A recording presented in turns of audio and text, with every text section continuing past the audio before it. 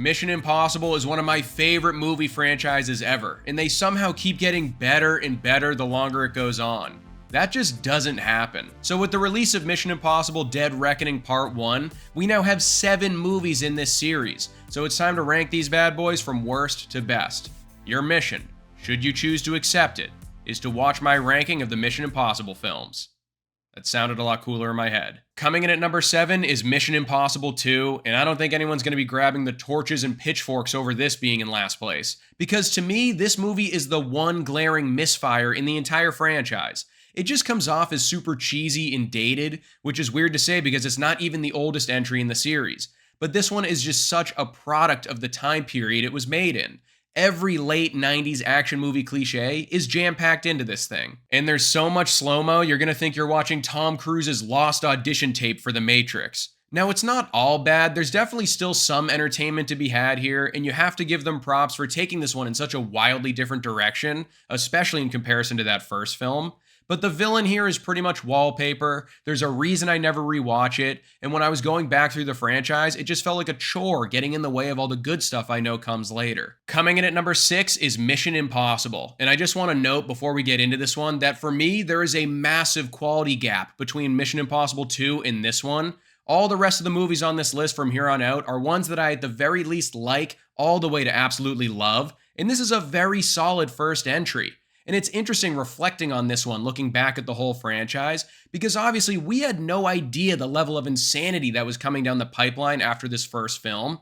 And in comparison, this one just looks so small scale and contained. Like they would have found a way to condense the entire plot of this first film into a single scene in one of the later Mission Impossibles. But this first movie walked so all of the sequels could run at top speed, pumping their arms like Tom Cruise himself. Where I think this one falters a little bit compared to the newer ones is that I don't find myself as attached to the team members, which is a big reason why I love these movies, and the pacing seems a little slow, especially when you compare it to how they do stuff in later films. But that being said, there's some slick action and twists in here, there's some great mask reveals which are my jam, and it's still a kick-ass way to introduce us to this franchise. Coming in at number 5 is Mission Impossible 3, and this one has always been super rewatchable for me. A big reason for that is obviously because it hit theaters right when I was starting to get into these kinds of big action movies when I was like 12 years old, and this one has a seriously badass down and dirty tone to it. I'm not saying that some of the other movies don't too, but a lot of the time when we're talking about this franchise, a word that pops up a lot is that they're fun.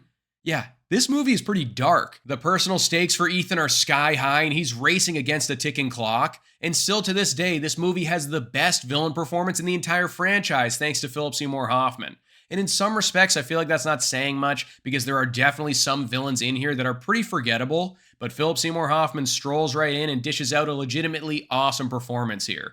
There's definitely way too much going on in the plot, and if you try to keep it straight in your head, it'll make your brain hurt. But the action sequences and the performances make this one a hell of a ride. Coming in at number 4 is Mission Impossible Ghost Protocol, and I feel like this is really where the franchise decided to put its big boy pants on and came to play, because some of the action sequences and stunts in this movie are still some of the most memorable ones out of any entry in the entire series. And there's been 12 years and 3 installments since then. Like seriously, my palms are sweating right now just thinking about Tom Cruise scaling the outside of the Burj Khalifa like some kind of spider monkey. And I'll tell you this too, if any of these movies was going to kick the franchise up a notch, I was not expecting it to be the one directed by Brad Bird in his live action debut. I mean, we know this guy's a great director after watching The Iron Giant, The Incredibles, and Ratatouille, but asking him to do something like this is a completely different beast, and he nailed it. It definitely loses steam in some areas, but couple all of what I mentioned earlier with a great new addition to the cast in Jeremy Renner, some very solid twists and turns, and you've got a certified banger on your hands. Coming in at number 3 is Mission Impossible Dead Reckoning Part 1, and this movie does a really good job of giving you a little bit of everything that you want to see. Car chases, gunfights, Tom Cruise running. All the Mission Impossible staples are in here, but they're cranked up to 11, and they actually have a lot more of that slower paced spy stuff that I love and think some of the earlier entries ignored a bit when the action was just getting bigger and bigger. But all of those diverse sequences really help to keep the movie fresh and make that almost 3-hour runtime absolutely fly by. Haley Atwell joins the franchise this time, and other than Tom Cruise, no one has more screen time in this movie than she does. She absolutely makes the most of all of her scenes. They do a really good job of making her character feel unique, she plays off the other team members really well, and she held my attention even when she was off on her own. I like the story in this one, but there's just so much exposition in here. Lots of characters explaining to us why all the stuff we're seeing is important. We know that this is only half the story though, since this is a part 1. So hopefully next year when part 2 comes out, all the stuff I'm talking about in regards to the story and having some loose ends and being a little rough around the edges will get a pretty little bow put on it. But all that aside, I think you could make the argument that this is the most balanced Mission Impossible movie we've ever gotten. Coming in at number 2 is Mission Impossible Rogue Nation, and this is one of those movies where if you ask me on any certain day, I might be telling you that this is taking my top spot in my personal rankings. It's just too good. Today isn't one of those days, but this is still pretty much the franchise at its best.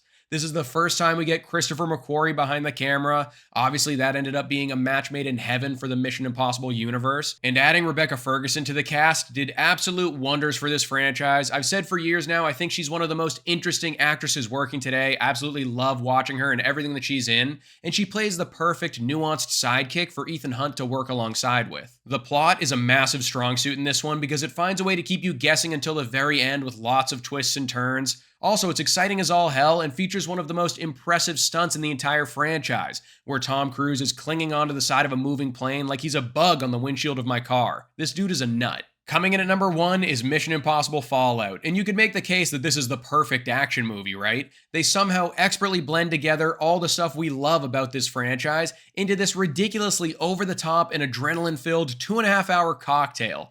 There are so many moments in here that instantly pop into my head when I think about Mission Impossible, which is crazy because this is such a recent entry. But the Halo jump, the fistfight in the bathroom, the helicopter chase scene, all of those are top-tier action sequences, not just for this franchise, but for the action genre as a whole. I love Henry Cavill's inclusion in this movie. We're mostly used to him as a good guy playing Superman, so it's cool to see him go bad to the bone this time.